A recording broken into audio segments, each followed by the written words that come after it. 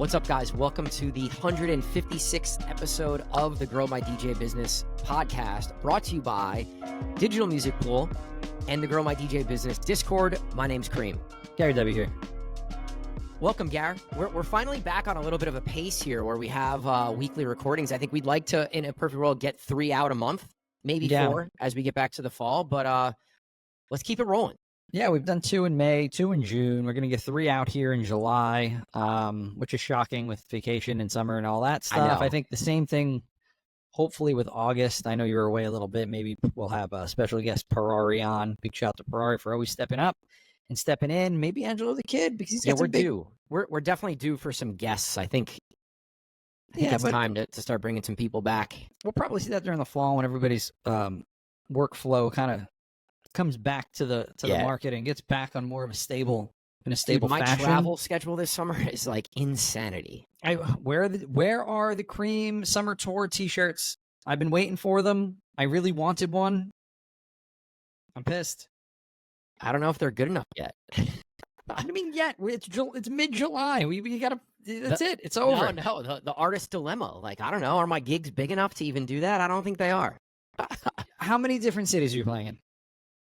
I don't know. This summer, probably like 10 states. 10 states. Yeah, I mean that's considered a tour to me. I don't know. Even though does New Jersey, New York, and like the surrounding states count? Of course it does. Even if it's just tongue-in-cheek Cream Summer Tour, like it's still notable. It's still fun. It's still something cool to put out. We all talk about, we got to put out content and we got to put out all this stuff. Like, this is your opportunity to produce artwork and put merch out. We haven't seen. We haven't seen a high quality DJ Cream shirt since the Cream Team, when you were trying to make it at DJs mad long ago, which is a legendary the Dream Team logo and made it a Cream Team logo, which was pretty fire. Yeah, it was great. So we haven't seen anything notable since then. I think that's like 12 years. You lost your less than that. Less than that. You lost your hunger.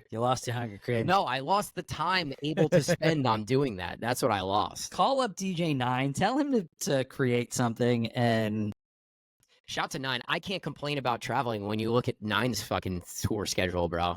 For real. He's all over the joint with Paulie, but kind of funny. But so we predicted something that was announced this week. It was announced that the Afterlife party will be at the Sphere New Year's Eve. We did not say it was going to be New Year's Eve, but we predicted that probably one of the first parties was going to be an Afterlife party, and I think they picked the correct DJ for it. And I was a little shocked, to be honest. I was shocked that they didn't go for a, more Las Vegas-based international DJ, if that makes sense. Or Las Vegas style, more mainstream. More mainstream, your Calvins, your Guettas, like we said. But I think this makes the most sense for the space. Yeah. So I'm actually a little shocked. I'm going to disagree. I wasn't shocked. And I think the main reason is when they bring various acts through, they want to showcase the Sphere in the best possible way. So how do you do that? You take the artist and the party that's creating the most visually cool, extensive experience to fans. And right now, that Afterlife stuff, I would say is probably in the top 1, 2, or 3, right? So to me, it makes perfect sense because it showcases it's going to be an unbelievable experience. People are going to be excited about it. And hopefully it sells out and starts this, creates an open door for more EDM performances to come through there. I just learned about the haptic seating that they have in there. I didn't know that this was a thing. 10,000 seats in the Sphere are haptic, meaning they are part of the experience, whether it's vibrating or moving or whatever it might be. I just learned about this. It wound up being a meme on one of my Grateful Dead pages because somebody was like, I didn't realize this was happening. I couldn't even sit down the entire time because it was fucking me up so bad. So somebody was just like put through a meme out there. It's like I couldn't sit for 6 hours because this damn seat was moving. I guess not comfortable for everybody. But not to say that I don't think anybody's going to be sitting down for the Afterlife party. So Super dope. That's going to be awesome. If I wasn't DJing, I would definitely try to go to that because that would be memorable and just a complete experience. Yeah, I wonder what pricing and stuff it looks like for that. You said experience, and I think that's what this is. This is the most immersive, cool experience that you can get if you're a fan of EDM or Afterlife or Anima or whoever. Big shout to whoever is doing the bookings for MSG, especially with the EDM acts recently. They really have their hand or their finger on the pulse with what the popular thing is right now. Black Coffee having that really great show out in MSG that looked amazing. John Summit just recently, which looked great. A lot of great feedback out of that. And I just feel like they have their finger on it as to what to put in MSG right now, and now it's going to look like it's translating over to Sphere. So really cool. Awesome. Yeah. If anybody's heading out there for that, please let us know. We'd love to hear about it. Love to get some feedback once the show happens. I know it's a ways out, but yeah. All right, Gar. We're going to open a can of worms with the first topic here. Yeah. We're going to talk right now about DJ rates. And it's something that was probably the most requested thing for us to discuss on the podcast. And I think Gary and I have sort of shied away from it because it's really hard to talk about DJ rates. Every market's a little different. The dollar amounts are a little different. And what Gary and I say about rates, maybe that makes the most sense for us, but maybe it doesn't make the most sense for someone else who's on the West Coast or in another country or whatever. So we're going to do our best with this conversation to keep it really broad. We're not going to talk exact numbers, and we're really going to talk more about how to figure out what that dollar amount is in your market and figure out where you fit in the spectrum of the range of money that gets paid to DJs in your market. I think that's the best way that we can attack this. Yeah, even though we're not going to talk numbers specifically, we are going to set you up with the information to think about and the information that you need to have in order to gauge what those numbers need to be in each individual venue that you're going to walk into, because not every venue is going to have, you're not going to have the same rate until you hit a certain level, which we will then talk about as well. Right. Yeah, I mean, and everybody's tolerance for DJ money is different, and everybody's situation for work is different. So it's really hard to talk about this. I'm sure people are going to hate on whatever clips we put out from this podcast, and that's okay. Gosh, I hope they do. But so, all right. So let's get into this. What would you say is the first thing that we can talk about or start thinking about as a DJ that's trying to figure out what should my price be? Self-assessment. Know where you fit in the market, right? This is the most important thing, that not just in pricing, but in all aspects of your DJ career. Where do I fit in the market? Where do I sit? And what you need to do there is you need to understand where your talent level is and who is on your talent level, and then match that up with other DJs, and then go and talk to those DJs and kind of have those hard conversations about what the rate is. They're not really hard conversations because you're helping each other out at the end of the day, and you might be able to pull the rate up, right, for people that are in the same level or at the same level that you're at. Yeah, this conversation's happening no matter what level, right? No matter what venue, because it happens for me when I try to figure out an all-in price for a travel gig. Just like when I was, coming up in market trying to figure out, should I accept this booking at this rate? So Gary's right. Where do you fit in the market, right? Are you a brand new DJ that has barely any experience, that doesn't have a lot of venues in nightlife on your resume? Or are you one of the best DJs in the market that's played every venue and people are knocking down your door to get bookings, right? Or are you somewhere in the middle? In most cases, you're probably somewhere in the middle if you're listening to this, right? Right. So like Gary said, sit down, go find those DJ mentors, find those people that have the experience and say, hey, what's the range of pay for DJs for nightlife in our market, no matter what city you're in? So you can kind of get an idea like, all right, well, most places pay X amount of dollars. This is the middle range. The high-end guys for the 2-hour headline set get this rate. And then the super low-end bar gig where you're bringing a controller and like it's not a real nightlife necessarily. It's just like we want a DJ is probably towards the low end. Figure out what those numbers are and then figure out where you fit on the spectrum, you know? That's the exact way you have to do it. You know, are you still taking some of those low end gigs, but you're getting a couple of the middle gigs, you know, like, and then you're somewhere in between there, right? Yeah. Like that's going to be your average. And then the same goes the other way. Like, are you at the middle gigs and you're getting some of the, like the higher end gigs, like 1 or 2 headlining gigs per month? Well, that means you haven't built yourself up into a headliner yet. That means you just kind of sit in the middle still.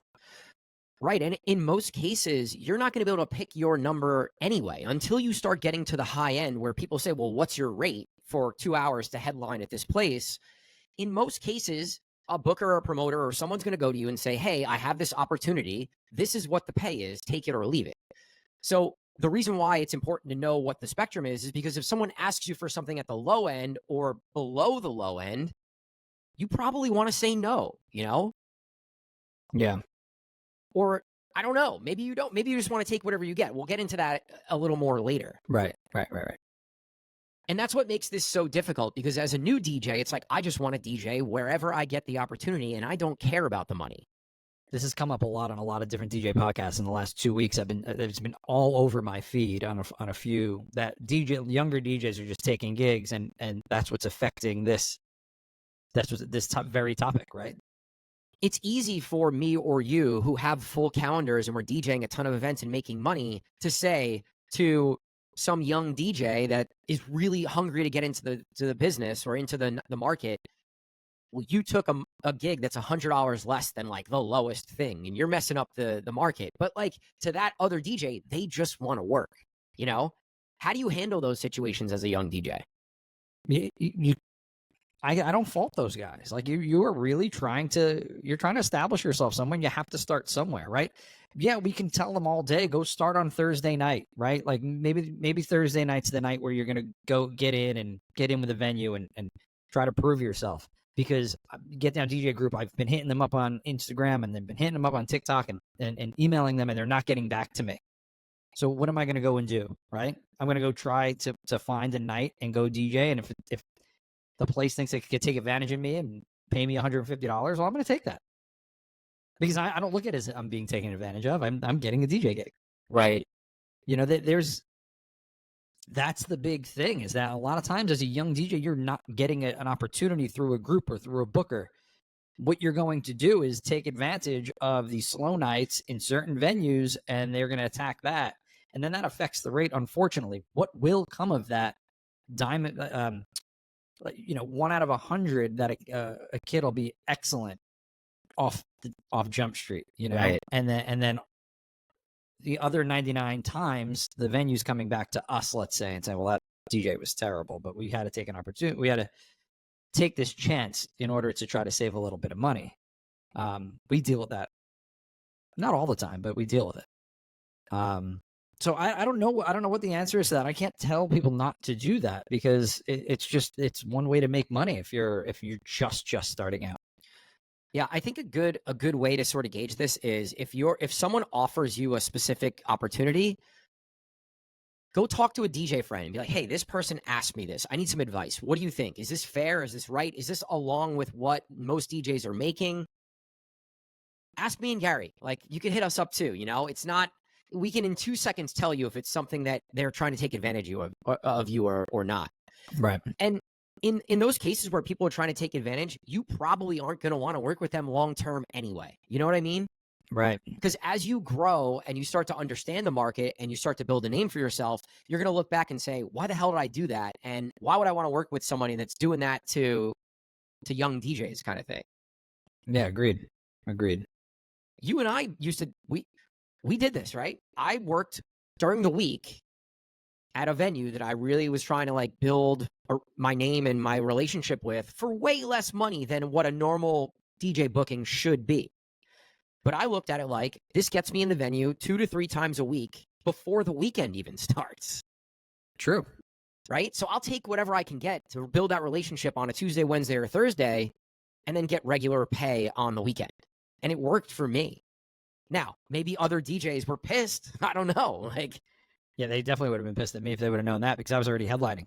Like I was headlining. I didn't have to go to work during the week, but I was a hustler. Like I just wanted to make as much money as possible, right? I wasn't thinking about that, and this is way before like thinking brand awareness and all this bigger picture stuff. Way before that was like super, super important. But yeah, those off nights are where those younger guys are going to make it and make a name for themselves. I'm going to try to compare something just to give you guys an idea of that. Like these conversations and these decisions are going to happen no matter where you are, right? Last year, I got booked, or someone hit me up to book an out-of-state, high-end, great venue for a rate, an all-in rate, which was well above what I make in market. I said yes immediately, right? It was a great opportunity. It was a place I wanted to play at. Done. In talking to some other DJs, I realized that I said yes to a rate well below what they would normally pay for other travel DJs. Not well below, but hundreds of dollars below. Yeah. And one person said to me, man, I wish you asked me about this first because I probably could have got you more money. And this sort of messes it up for other people. And I was like, damn, I fucked up. I didn't even think about this. Yeah. So it happens to everybody, right? When an opportunity is presented to you, what should I have done? I should have went to the DJs that I know that work in that venue, in that market, and say, yo, this was the offer they just gave me. What do you think about this? Yeah. And they'll say, oh, well, they offer me $500 more. They offer me $1,000 more. And then maybe I could have went back and negotiated a little bit to get the number up. It keeps the number high in that venue for all the other DJs that are working there, because I know I'm going to go there and crush it. So if they get cream for $600 or $700 or $500 or however much money for less than this other DJ, why pay this other DJ? So it's bigger than you think, you know? And it's the same thing for you guys on some of the local gigs, right? It's the same thing. So do your homework, ask some questions, reach out to some DJs before you blindly say yes to something. Lean on your connections, guys. Right? We say it all the time. Lean on your connections for everything. You know, and it's especially if it's pricing, if it's music format in a place that you haven't played yet, whatever it might be, lean on your connections because it's a way to stay safe in this industry. Yeah. All right, so I think we covered like new DJs trying to go and work in places pretty well, right? Definitely, yeah. Communication's the number one thing. Talk to the DJs that are playing in that room. Figure out what the rates are. Figure out what's going on before you say yes to something that may be well below what the going rate is. All right, that we covered. Now, mid-tier, trying to grow into the high tier, I think this is where we can really help people, right? So if you're DJing some places in your market and it's like middle of the road, you know, again, we're not going to say numbers, but higher than the low end places, maybe you're not the top tier guy, but maybe you're starting to build a name for yourself and people are starting to hit you up about, hey, I want to book you in this place and I want you to come to this state or city and book you. What's a good process there to come up with a number that's higher than what you normally get? I mean, this is really leaning into kind of more your expertise when as far as getting out of market, and then it doesn't even have to be out of market. This can just be like I've been playing the places in the middle of the road in my market, and I'm going to go play one of the higher end places, or I'm getting asked to come play at one of the higher end places. Well, first of all, you need to make more point blank more than you make at your like maybe regular middle level place, mid to high level place, right? If somebody's coming to ask you to come work, your number automatically goes up, right? You're sought after. So you have to realize that. I'm going to put a number just as a round number, whatever, right? If I'm making $600 at this place and this other place now is coming to ask me to go work there, well, it's got to pull me off the $600 I'd make at this other place, right? Right. At my regular spot, I'm making $600. Well, you want me to come work here? Well, I got to make at least 7, maybe 8. But I also need to talk to, like we said before, to the other people that they're booking to make sure that I'm staying in line with what they're making. Right. If I'm making more than they are, then well, good for me. But at least I know that. Right. So I think that's my number one rule. Like if you're gonna take me away from a place that I normally play, then you got to pay me more. If someone's approaching you to come to play a new venue, it's your opportunity to try and raise your rate.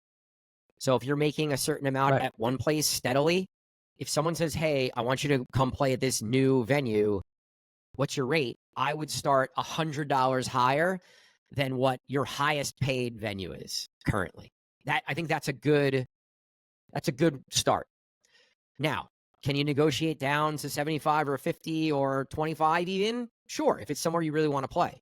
That's why I might even start higher if I can. That's why knowing that information of who else is playing there and what they're making, because if I could start $200 higher, then I'd love to, it's got to be at least $100. I feel like it's got to be $100. Yeah. If you're asking me to play, it has to be $100. I can't negotiate down past that. I get it. There's opportunity and whatnot, but I want to try to take advantage of this situation as much as I can, because once this situation gets past, once you finalize it, it's hard to go up. In a quick way. Yeah. The places that you're currently playing at, right, are paying you a certain amount of money. You're probably better than what that rate is. Hence, and you're starting to build some momentum and build a name for yourself. So if other people are coming to you, that should be a signal it's time to raise my rates. Right. And like Gary said, it should be at least $100. If you want to start more, you could always come down. It's a lot harder to go up, like Gary said. So yeah.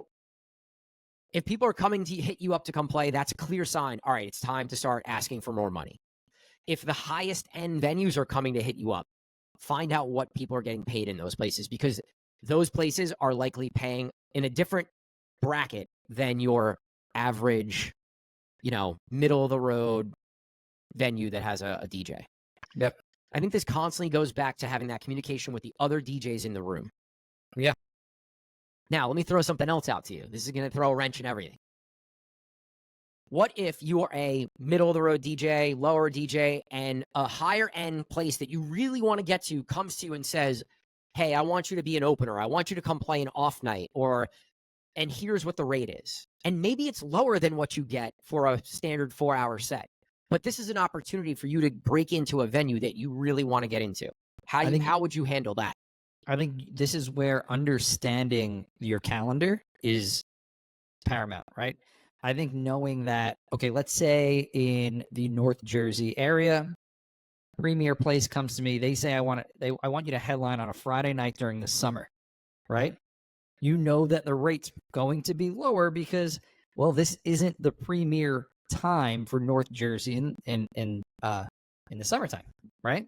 So this is the opportunity. If they're coming at you for a little lower rate, well, it's okay to take the little bit lower rate because all of the premier DJs have vacated the area for the vacation spots.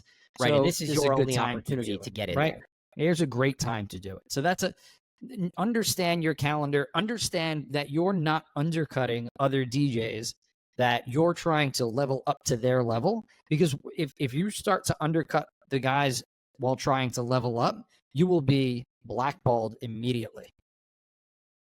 Yeah, I think we're going to get into undercutting here in this conversation. Which we will get into, but I think you have to understand the calendar, understand where to take those opportunities, and understand am I undercutting or am I not? And then you can proceed with your decision. Yeah, I think a tactic that I use sometimes, if there's a venue that approaches me that I've been wanting to work at, and let's say they make me an offer like, hey, this is the dollar amount. What I would and if it's below what I normally do, if it's somewhere that I want to work at or somewhere that I want to get into, how I will approach it is, hey, normally this is my rate. Can we do that? And if they say no, then I would say, all right, I really want to, I want to come and create a relationship. This is a long-term thing for me. This is not a short-term. $100 or $150 is not going to make or break me. But I want to create a relationship with you. So I'm willing to do the booking at this price. However, if you like me, if it works out, can we talk about getting my rate up to my normal rate for the next time or for the fall season when things get busy again? So I think that's the way to approach it. If it's somewhere you want to work, but they offer you a little less than what you would normally get or what you think you should get, kind of thing. Classic DJ Cream negotiating tactic. This is what he does. You have to let them know that you're willing to play the set for 100%. Less than you would normally get, but because you want to create this relationship, and you'll do it, right? 100%. But 100%. You have to put it on the table that you want to get to your normal rate, and you should put a timeline on it, right? Yeah. So if you are doing a gig in the summer where it's slower, listen, I'll do this, whatever you guys want. I want to build a relationship. I want to be here in the fall when we're rocking. Right. So if you really like me, if we have a great summer set, can we get to my rate in the summer? Most of the time they'll say, yeah, let's see how it goes. If it goes well, we want to bring you back. Well, what's $100? You know, like it's Right. in the grand scheme of things, if you do a great job, they'll give you the money that you want. Yeah. Agreed. So you brought up the calendar. I think a good way to think about your calendar is you have your residencies, you have the places you play every single month. You have a couple places that you're really trying to get into. If you got to take a little less money to go play those higher end places once or twice a month, I think that's okay. I think it's okay because you're trying to get into those spaces. You're trying to create those relationships, and being in the room and letting the people who are making decisions hear you play is really important. Yeah, now, because that's really the only way you can grow long term, right? This is somewhere where I may get killed for, but to me, it's not about the $100 to $200 that I might be losing for this one gig, and more about, well, if I do well here, this is like a monthly booking, and it's in a venue that I really want to be in. You know what I mean? What happens if that venue, what if that's just what they pay? You know what I mean? Like, what if I really want to get into this venue? Now I'm in this venue and they pay shit, or they pay $100 less than my residency that I play. That, like, I kind of gotten bored of. It's still a good gig, but I look at it differently because I play it all the time. Well, this is just a new and shiny toy that I can go play, and something that's been on my radar for a long time. But I get there and they're like, well, we only pay this much to X DJ. Right. Well, I would say then is this somewhere that is high end in the market that looks good? Maybe you can get photos and videos at, you know, it helps the rundown on the monthly calendar, and you like playing there and it fits your style. If it checks all those boxes, sure, do it. I don't know. I would rather play that set for $100 less than play some place that I don't like playing and I don't enjoy being for an extra $100. So it's really on a gig by gig basis, I think. I think that's on a person to person basis, right? Too, a person to person and a venue to venue. Yeah. Because some DJs might want to just maximize their dollar amount, right? No matter what the party looks like. And then other DJs want to build a calendar and build a reputation and do it for, you know, their brand per se. Yeah. My decisions, even this many years in the game, are always relationship based and not dollar based. Now, do the dollars have to be in the ballpark? Yes, absolutely. Yeah. But even now, we run our business, right? Get Down DJs. We're booking a lot of DJs. I would consider going and playing a place that I would never normally play for way less money than I would ever play if it helped get that venue under the Get Down umbrella. Right. Something. You know, like if me going to play a place will lock in a deal with a venue where we're booking DJs every weekend, I'll do that. A lot of you guys probably don't, you know, you're not in that situation, but yeah, it's something Gary and I talk about all the time. Does this booking make sense to help our business down the line? So you guys can think in the same way. Does this opportunity help DJ whoever you are down the line? Or is this just a one-time, I'm doing it for the money thing? I like long-term decisions, not doing it for the money one-time things. Right. Yeah, agreed. So what are some other factors that can affect rate, you think, in certain markets? So yeah, and how to think about rates. We talked about the weekend versus weekday. Generally, your weekday pricing, Monday through Thursday, is probably going to be lower than the weekend. And that's okay. That just is what it is. In our market, it is what it is. Maybe elsewhere it's different, but yeah. So, you know, expect a little less money to work during the week, but that's sort of found money, right? Like, I don't expect to be working on a Monday, Tuesday, Wednesday, really ever. Yeah, when they come up, you take them for what they're worth. They have to still make sense if you're lugging equipment around, or depending on what it might be, it still has to make sense, you know, in terms of the work that goes into the gig. So don't get taken advantage of on those days. Right. But it is found money. You're right. Like, if that's not a usual night in your market, then yeah, it still needs to fit into the range of bookings and dollar amounts that you normally get. If it's below that, I'd rather stay home and lay on the couch or work on music or whatever the case may be. Something that we've started to institute is a base rate, right? Like, I'm not getting off the couch. Or I'm not asking somebody to get off the couch unless you can meet the base rate. Right. So maybe establishing a base rate for yourself on those off days Actually, if you want to establish a base rate for yourself across the board, that's fine. But I find it always difficult Monday through Thursday, and Sunday is one of those weird days because they could be very good in your market. They could be off. It depends on the place. It depends on so many different things.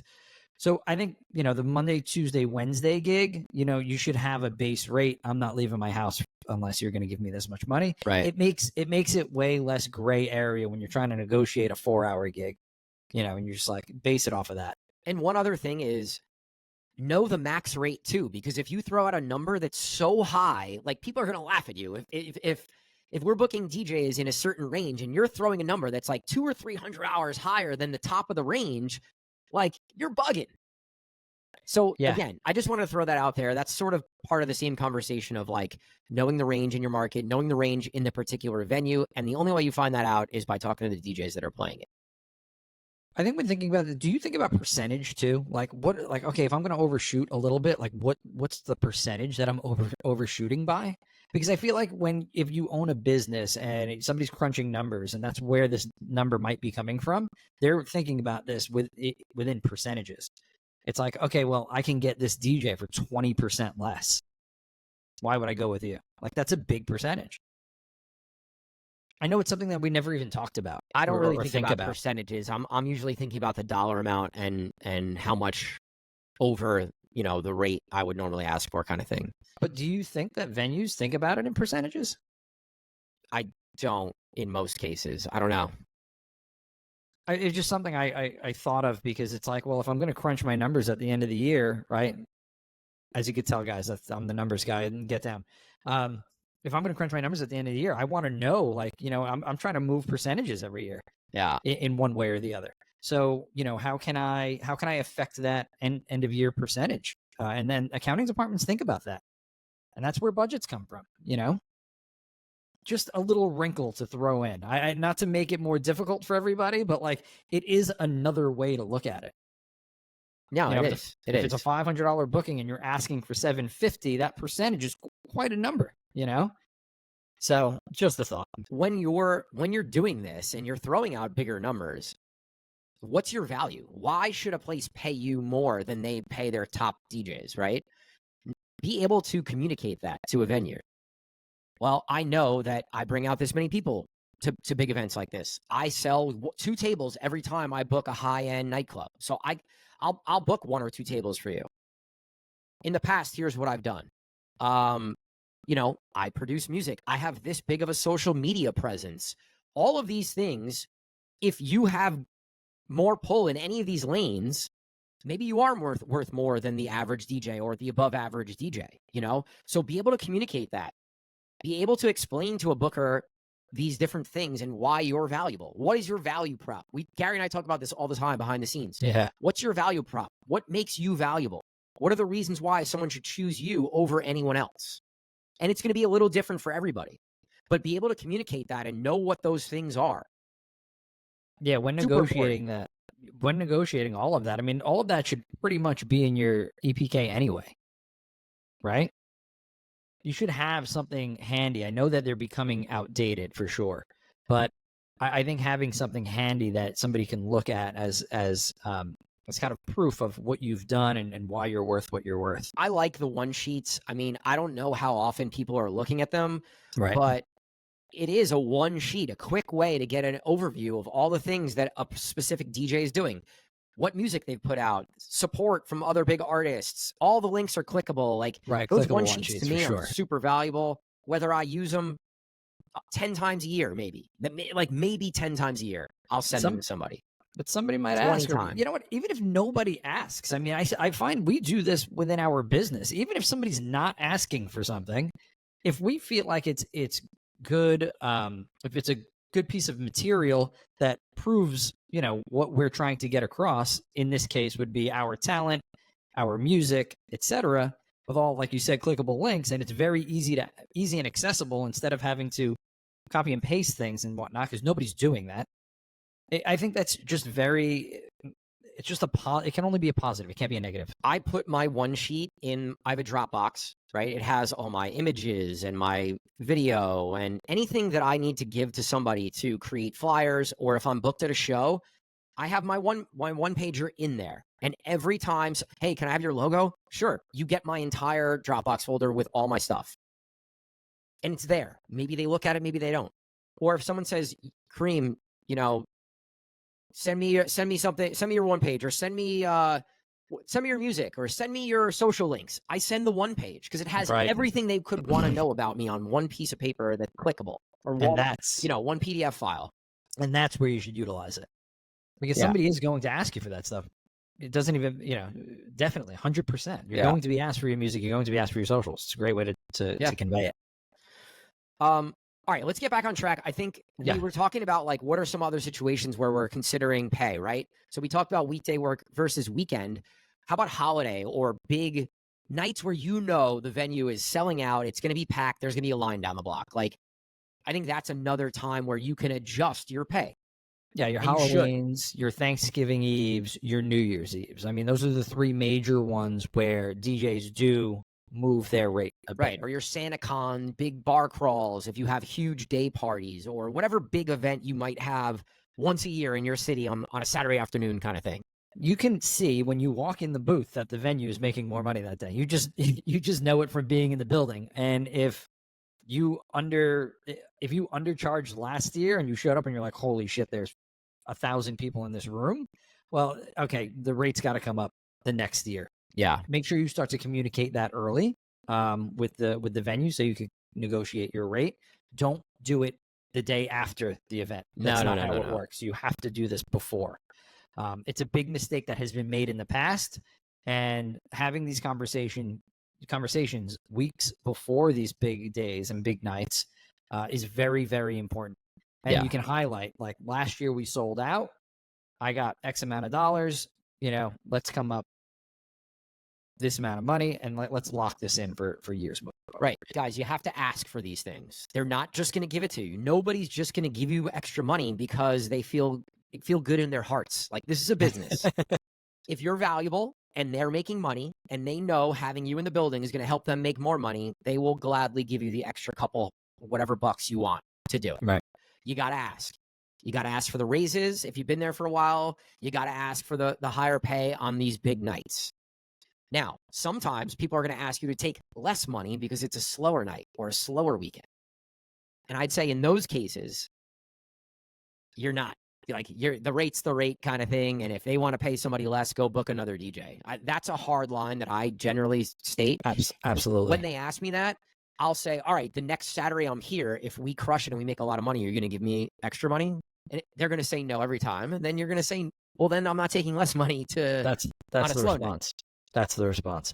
Or do you want to give me a % of the bar and we can move forward where I get 5% of the bar? Sure, I'll make that deal. But they'll never make that deal. So no, not if they're smart business people.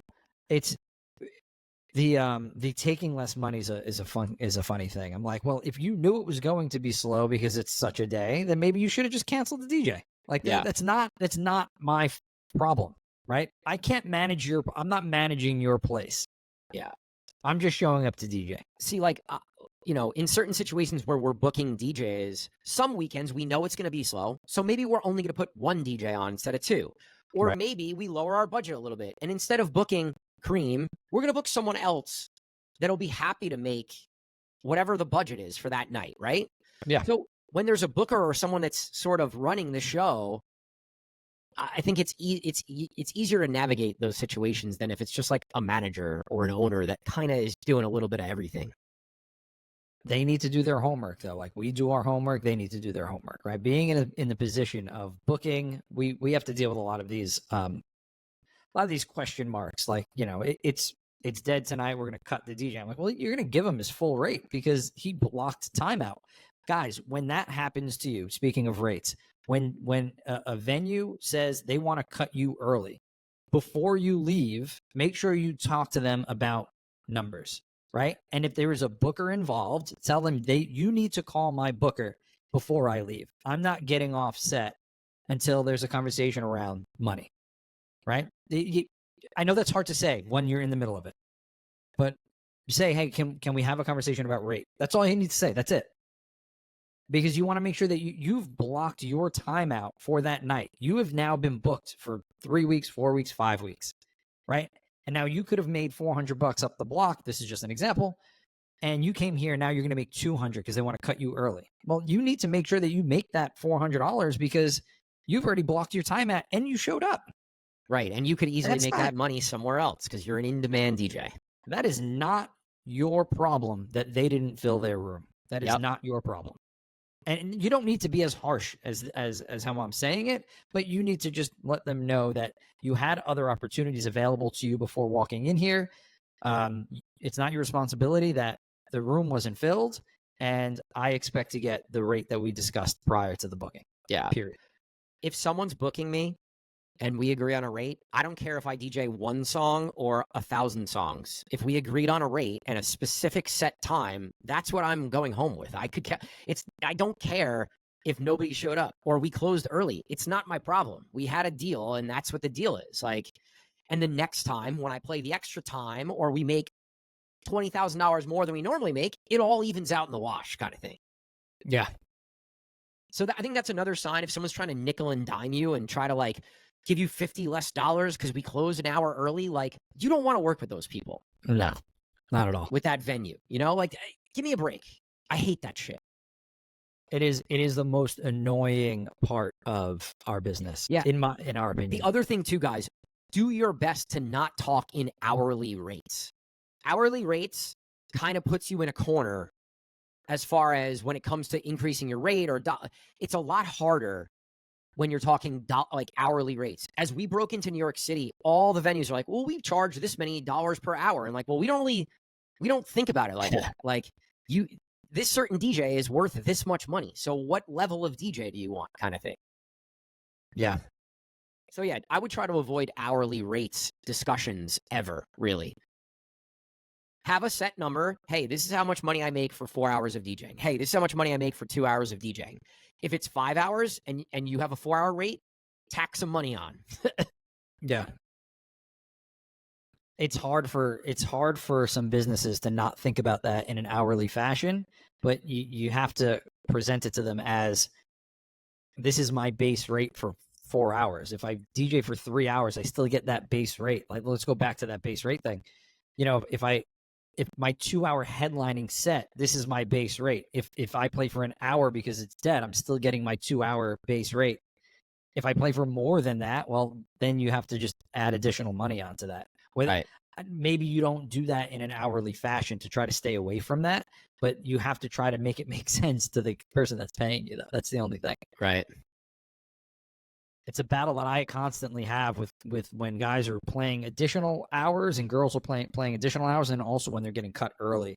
And it's trying to find that balance and using the proper language and just kind of the way you're coming off, whether that be an email, a phone call, or a text. You have to be careful with you're not coming off in a certain way. And really, because when people talk money, it can get ugly real fast. And there can be attitudes and tensions rise real quick. Yeah, talking about money is never easy, guys. It's hard. It's not the most comfortable conversation, but when you talk about it and you communicate up front beforehand, super important, things will be a lot easier. It's a lot easier to talk about money before the gig or the week before the gig rather than during the gig or once you're there or after the gig, Yeah, 100%. After the gig, you're pretty much at the mercy of the person who's paying you. Yeah. Yeah, it gets tough.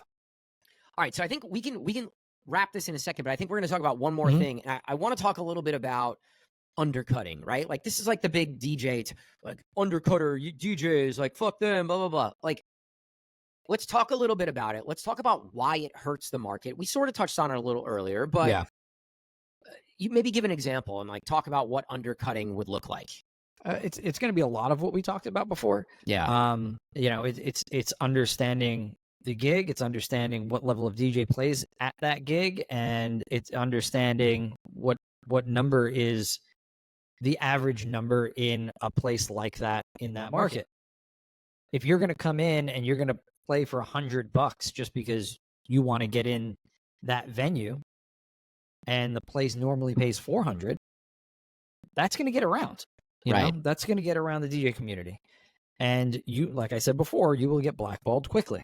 You have to understand where you have to understand venue. You have to understand where you're at in the market. You have to understand the night that you're playing, like we said before, and understand what the average is. And you better get that average, because if you're playing for way less, I mean, that's hard undercutting, and it's not a good look for your overall. There is nothing self. worse than a good DJ taking money way under what they should be. Because as an owner, why would you spend up when you have this really good DJ that's playing for under what they should be playing for? It is the worst. It's the worst possible situation For any market / venue / DJ that DJs in that market. Not only is it the dollar amount, it's the hours. It's the hours. If you're a good DJ and you're working 6, 7, 8, 5, like even 5 hours to me is too much. Like the days of, when did 5 hours become the norm, and 6 and 7 people are trying to get away with. Like the number of hours you work as well is something that the higher end DJs and the good DJs need to regulate, right? Yeah. We have to, we talk about this all the time. Like, I don't want any of our bookings to be more than 4 hours. 5 hours, like the absolute most. And we talk to the venues. This is a constant battle with the venues we work with. Like, well, why can't we do 6 hours? Well, your DJ is not going to be that good in that 5th and 6th hour. They've been DJing for 4 hours already. Right. This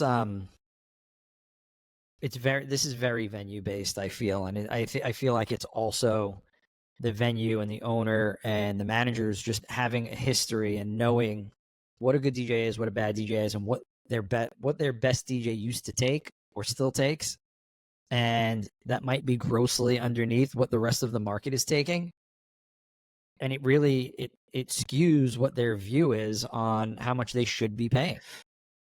Right. If you're one of the best DJs at a venue, it's your job to help raise the rate for everybody else. Like, you have to ask for the raise. The fifth best DJ can't ask for the raise. The best DJ has to set the market, Right. Exactly. This is a supply and demand economic situation. Like, the best DJ needs to set the top end. And then everybody else can fall in place under the top end. Right. Right. It's the number one DJ in your market should really dictate this whole thing. Yeah. So the undercutting thing, guys, if I'm going to paint the picture on a scenario. If you're trying to get into a place and there's one DJ who's the resident, who's there a lot, or who's been there for a really long time, and the venue reaches out to you and says, hey, we want to book you on Saturday night. This is the rate. It's like, yeah, that sounds great. But you know that there's a resident DJ on Saturday night and you're essentially taking their job. Out of respect, if it was me, I would text that DJ, DM that DJ, be like, hey, man, I know you're the Saturday night resident. The owner just hit me up asking to book Saturdays. Like, are you leaving there? Or like, what's going There's been so many situations where that's happened, and like, it creates just a mutual respect between DJs. It puts you in a very high standard when you're sharing information that maybe that person doesn't know about. And maybe they aren't that great, and maybe they are going to get fired no matter what.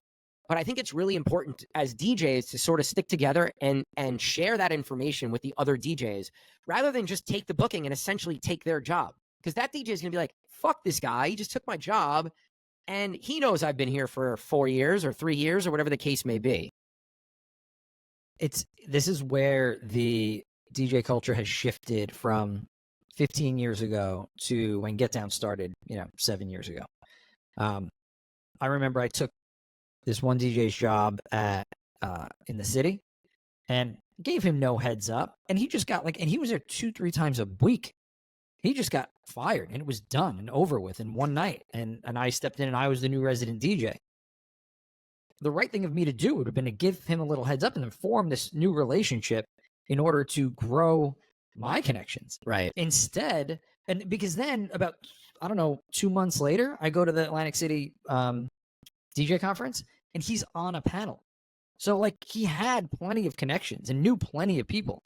And I completely fucked myself in not introducing myself, giving him a heads up, and trying to maybe work something out with him in the venue in order to make some kind of teamwork work. Right. Fast forward 10 years later, and we're getting calls on the regular, hey guys, such a venue told me that they want me to come DJ there Thursday. I know that's your residency. That's a Get Down account. And it happens more often than not. Yeah. Where we'll get a heads up. And it's much appreciated. It's much appreciated. It makes me want to work with those people. And it definitely makes, definitely. It's like, because thanks for the heads up. Let's just put you in there. It's a trust. It's a, we're on the same team type of thing. Right. Because guys, DJs working together on the rates and the times. That's the only way this works. You know, it's the only way you get rates up.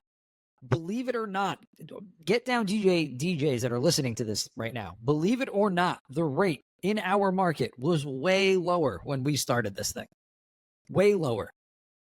Right? And it was trying to get as many places together as we can to book. All right, we're going to book all these places, and then there's going to be a baseline rate now. Dude, it's hard, guys. It's hard. Like, it's not, that wasn't easy. There's certain years where we've gotten $50 raise over like 5 years. And like, we've been working, you know, like, and then other venues, we got the rate up a lot. So right. It varies, but it's not easy. And doing it together is really the only way to make it happen. 100%. I want to tell a quick story. I was a resident at a high-end venue on Saturdays years ago. And whatever, I was just doing my thing, thought things were going great. It's business as usual. Another DJ hit me up and said, "Hey, Cream, this venue just hit me up to work on Saturdays. Aren't Saturdays your night?" And I was like, "Yeah, who told you that?" And he'd be like, "Oh, the owner reached out to me." So it gave me a heads up that something was happening. It allowed me to go talk to the owner and find out what was happening. So it wasn't just a bomb that got dropped on me. And to this day, I have so much respect for that person. And I know that they're never going to fuck me. You know what I mean? Like, I trust that person. I'm going to look out for that person. I'm going to now be able to book that person because we have a lot of booking power. So like, right. You never know how that comes back around later on. Yeah, definitely. I mean, it's just the right thing to do. That's a great lesson. It's just the right thing to do. In a business that doesn't have a union, the closest thing to it is to work together more closely and be very transparent and be honest with each other and not be like, "Oh, I'm making $100 more than I really am," because that doesn't help anybody. You know, having real numbers and really having real conversations around these things and the hours that you're playing and maybe the shystiness of certain owners and managers, like knowing having all the information, having the communication amongst each other is so important. Yeah, I think that's a great way to kind of wrap this up. I know we've been talking about this for a long time, but it's such a hard conversation, right? Every situation is different. It's so hard to work through this as a DJ, let alone talking about it and giving advice on how to do it. You know what I mean? So like I said earlier, it's one of the reasons why we sort of held off on this conversation, because we could talk about this for 3 episodes straight, to be honest. Like, well, I think this is just going to be the rates episode because we are an hour in and we haven't even gotten to our second topic. No, I think we could, you know, we're on this Cream rant run. Maybe we could have another couple rants and we'll wrap here soon. So I don't know. Where do you want to go, Gar? You know, something that's really happens that I love that, and I get the text message or the phone call or the voice note. The voice note's the best one. So if I'm all riled up, it's great. I love the voice note. It's phenomenal. I get the real raw emotion of how pissed Cream is just social media etiquette. To paint this as a broad brush topic, social media etiquette.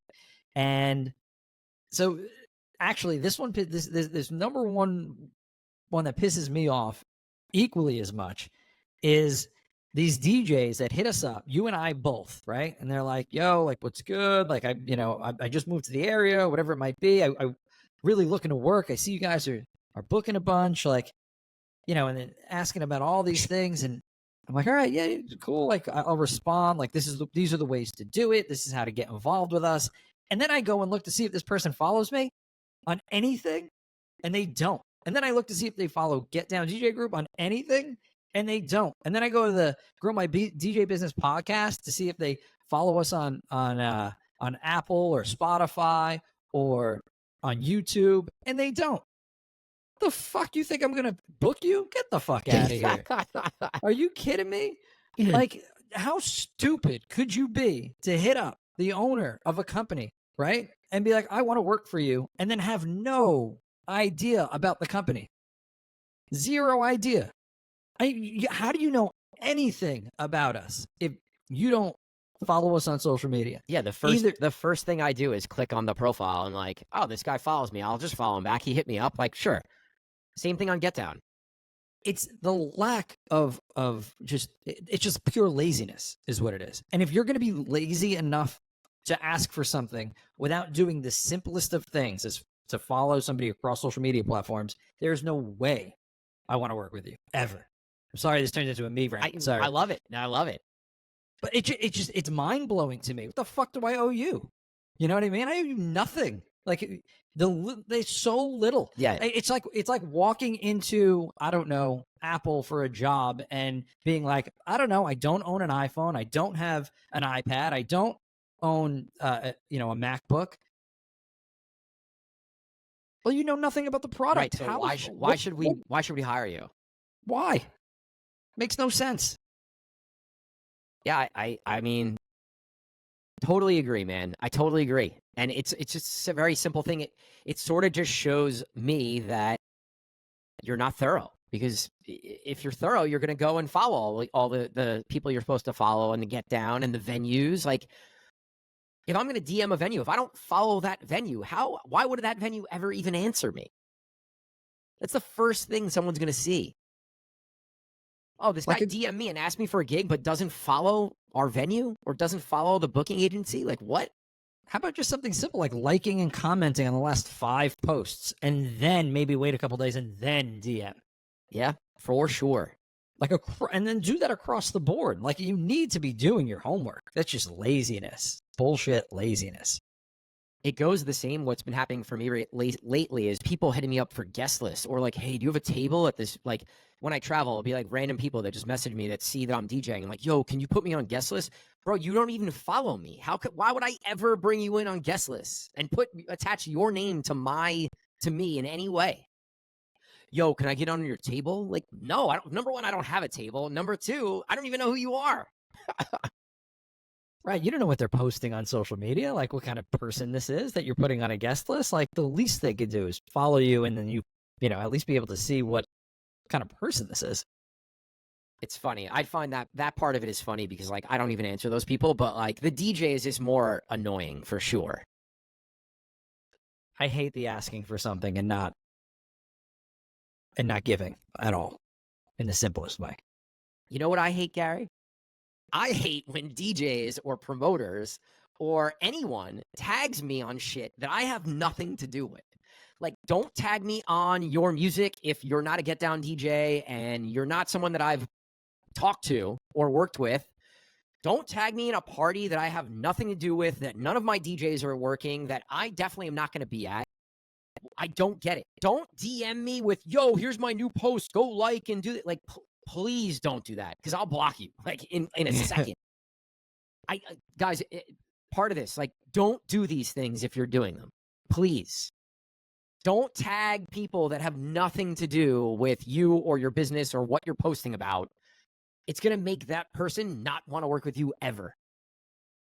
We live in a world of spam outside of our industry, right? You get how many spam phone calls a day? You get how much spam email a day? You get how much spam text messaging a day at this point, right? Getting spammed on social media. Yeah, it's the worst. With people that, like, you loosely know is extra annoying. That's even worse than getting cold called and getting cold texted and whatnot. Like, that's even worse. It's like, well, I get it. Like, it's nice that you're throwing this party, but like, we have nothing to do with it as a business, as a person. So don't do it. Personal is better. Hey, Right. Cream, I really liked this release. I make music that's similar to yours. Can you listen to this and give me some feedback? I'd love some honest feedback. Like, I'm going to answer that 10 out of 10 times compared to the, yo, check out my new track.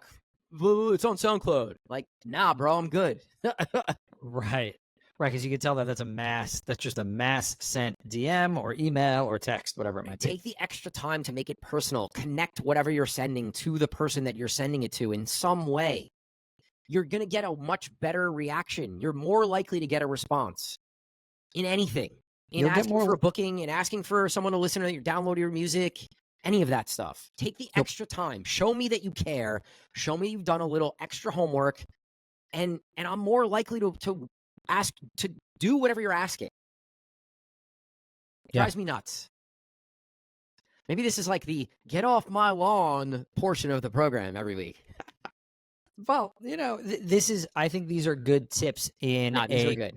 in a culture that we are so fast paced, and you feel like you need to just get stuff out. Ferrari speaks to this pretty well, and you feel like you need to like just get content out. I need to get music out, so I'm kind of rushing through all of these steps in order to get whatever I'm trying to get out. Well, if you just get a little more thorough, like you're saying, you get a little more personal, and you take a little more time, you will definitely see better numbers as far as listens, reactions, responses, all of those things. Your numbers will exponentially go up because people will see that you care and they think that you're trying to make that personal connection with them. And that's just human nature to just lean into that stuff. It's easy to make that spam message. It's easy to send an email to 1,000 people. You know, it's not easy sending a personal email to every single VIP that you want to send your music. Sending a personal DM to all the venues that you're trying to get into, showing why you want to get in, or connecting yourself to their venue in some way. It's hard to do that. It takes time to do that, and people will recognize that. All right. I like that. We'll keep that short and sweet. Yeah. So you wrote an interesting note in our email where we keep our podcast topics, and the question you posed was, do you listen to music for fun anymore? Right? Because, I think I'll let you speak to why you feel like you don't listen to music for fun anymore. I rarely do, and I hate it, because the reason why I got into DJing was because how much I love the music. So it's like this catch-22. It's a catch-22 because the reason why I got into being a DJ is because I love the music so much, and because I want to share the music that I like, or the music that I create, with the masses. But, this many years later, I need a break from music sometimes because I'm so into it. I'm in Serato organizing music and downloading and organizing new music, and I'm on Ableton and I'm creating music, and this is hours and hours per day, right? Sometimes when I'm in the car going to a gig, I don't want to listen to music because I'm going to be in this loud environment for the next 4 hours for the next 3 to 4 days, Yeah. So like, if I'm not spending the time in doing the things I need to do to be a successful DJ, I sort of don't want to listen to music. I want to step away. I want to let my ears rest. I want to listen to podcasts or listen in silence sometimes, Yeah. And it sucks because there's so much music that comes out that I would never DJ or play in a set, but I love, and I would listen to in the car or in my apartment and like really get enjoyment in just enjoying the music. And I just feel like I don't enjoy the music as much as I once did. And I desperately want to get back to listening to music for enjoyment. Is bass house kind of your favorite type of music? Because that's kind of what you create. That's kind of your go-to DJ sound. Is that your favorite kind of music, like to listen to away from DJ? I don't know, because that's the lane that I'm in. Like, yeah, I like to listen to artists in that world and hear their mixes and see what they're playing. I think that helps me a lot in my sets, or helps me curate my sets. But you're doing that for work. That's strictly for work. If you had a choice and you're not doing this for work, what are you listening to? What do you want to listen to? Hip-hop, probably. Like good hip-hop, or old school hip-hop, or underground hip-hop. Stuff that I would never in a million years play in a DJ set. Right. So I guess that's probably the main focus, right? Like, try to take time to do that and listen to stuff like that. You don't have to dedicate time, just whenever it feels right, you just do that. I think that's kind of like, try to take the DJ hat off once in a while and the producer hat off. You don't even have to take the producer hat off, because I'm sure there's amazing underground hip hop that you'd be able to sample and bring into originals and into remixes and things like that. Yeah, but I think that's also like part of it. At any point I'm listening to music, I'm thinking about, ooh, this will fit in my set, or ooh, I want that sample for a remix, or ooh, I could do this with this, or ooh, this would work as a bass house track. Like, my brain is just designed to think that way. So it's just really hard for me to completely remove all that stuff and just enjoy the music. And maybe maybe it is like stuff like the kind of music, or Tone said it told us we pronounced the name wrong, so I don't know. But maybe it is getting into a genre like that, or even if it's like classic rock. Like I love classic rock, or Right. Hall and Oates, or like just shit that. But my brain is still like, ooh, sample, ooh, vocal I could use. Yeah. My musical range of what I listen to per week is so wide. It's never DJ related, ever. But what does happen because of that is that I sometimes find ways to get some of that stuff into DJ sets, and it's unique. Yeah. Right? Yeah. So like I went on a big disco kick just to listen to disco. Like I'd be cooking, it'd be Saturday night, dancing around the kitchen, having a good time listening to disco. Oh shit, disco house became popular. Now I can mix these disco tracks that I was listening to into my disco house sets, Yeah. and thinking about it in that way. A lot of times, like, I don't know, I went on a big piano kick in the last 2 weeks. I've been listening to like just straight piano, like just piano music, like if that's what you want to call it. Holly Bowling, actually, specifically. She does a bunch of like Drake covers and Dead covers and Fish covers and all these different covers just on the piano. It's relaxing. It's cool. It's a way to disconnect from DJ music, but I don't DJ every weekend anymore. Right. So I think that's a big part of it difference. Too. I'd be interested to hear what some of these other like heavy working DJs, like how much do you guys actually listen to music for fun? Or is there a way that you found to turn your DJ producer brain off to just enjoy the music? And if so, please let me know how you do that. I don't think the producer brain portion ever gets shut off because there's anything that you listen to can be sampled, right? And that's the hard portion. But I think it's finding enjoyment. I'm thinking of Kanye and Pharrell at that fashion show many years ago, and there was like some obscure, I think, African beat, and they were both like, you could just tell like producer brains going. Yeah, right? They're next to each other for sure.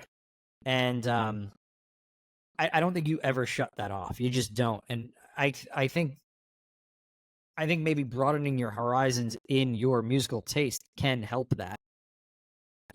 Not that you have to shut your brain off, but you can definitely start to enjoy other musics, and then it will definitely help your production side. Yeah. I know that's kind of opposite of what you want to do, but just a thought. Yeah. Something else I've been trying to do is when I go listen to DJs, like just try to enjoy whatever they're doing and don't think about like, oh, I would have done this, or I maybe wouldn't have played these two songs. Like I try my best to not do that and just be in the moment and like just see what vibe or what journey they're going to take me on. Unless it's so bad that it's like, this is terrible. I can't believe I'm listening to this. But in most cases, like the DJs are pretty good. Like I talked about Andrew Neeb's set a couple weeks ago. Like it was great. Like I really tried to just see where he was going and enjoy it, It's very difficult. That's something I think that across the board DJs all have difficulty with. But I think when a DJ is so good that you're like, I definitely can't do that. Like that's when you disconnect. That's when the complete disconnect comes. Yeah. It's when you feel like you can perform better than what you're listening to, it's hard to disconnect that. Yeah. Because it's almost like, oh, I want to like coach that person. I think, oh, maybe you could have thought about this here or whatever it might be. A lot of DJs that I go see, I'm just like flabbergasted. I'm just like, I can't do any of this. I would never have thought of that. Yeah. Because stylistically, people are just so different. Yeah. You have to keep that in mind too, guys. Like when you're going out to see a DJ, like that, just styles are so different. Like just stylistically, that person's just in a different place. You'll never do that, even though you could critique it, but you can probably never put together, and definitely will never put together the same set. Yeah. It's a struggle. It's a struggle I've been thinking about a lot lately. So I wanted to talk about it on the pod because I'm sure other people are kind of going through it as well. I don't know. Maybe I'll have to figure out a way. I'm a very routine type of person, right? So maybe there's a way to just fit in like listening to music for pleasure as part of my morning routine or part of my nightly routine or whatever, whatever the case may be. Part of it too is like I listen to a lot of podcasts. I've been really hooked on like a lot of talking podcasts similar to like this. Yeah. So in my downtime, I listen to a lot of podcasts, and that's sort of how I get enjoyment out of listening, I guess.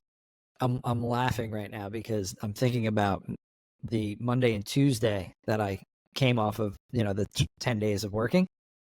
Silent. And silence on Monday. And then Tuesday on my flight home, I just stared at the back of the on the back of the plane raw seat. dog the flight. That's like you raw dog that flight, Garrett. I did. I sure did. I had like nothing, like no headphones, nothing. There was a kid screaming in front of me. I was just like in an absolute daze, nothing. That's so funny. I don't understand why anyone would want to do that, but I guess in your situation, like, yeah, I get it. I was so dead. I was like, this fucking cart lady better not come near me with booze. I don't want to hear any music. The TV didn't work, so that was perfect. It was great. I have the AirPod Maxes, and you could put them in like the whatever, what's like it called? Silence mode. Yeah, the silence mode where you can't hear anything around you, and like I put like the running creek on calm on, and that's what I do on a flight or whatever. Like it's like the wind, the rain, something like that. That's where like that Holly Bowling shit comes in for me. Like if I don't want to listen to anything, but I need something like a little calming, like that's amazing music. Big calm app guy right here. Big. I'm gonna send you some of the hip hop, like the piano hip hop remixes that I have, like these more ethereal hip hop remixes that I have that are just so funny, and you can't really tell that they are, and then like certain parts of the song come on, like, oh, that's dope. I have a couple on my morning playlist. All right, long pod today, but that pricing conversation, like we said, it's a tough one, it's a long one, and it's an important one. So, I hope we helped you in some way. I hope we didn't confuse you more, because I know we were sort of kind of covering as much as we could.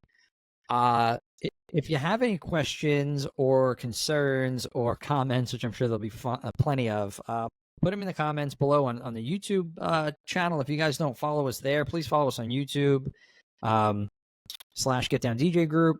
We have a playlist on there of all the podcasts, so you can like and subscribe over there and leave comments, especially for this episode, because I think there's a lot to talk about here. If you have any more direct questions or anything, DM us on our podcast Instagram. I think that's probably where you can access Cream and myself the most. I think that's at Grow My DJ Business podcast, or at Get Down DJ Group. I didn't know if you put a the before that. That's why I asked.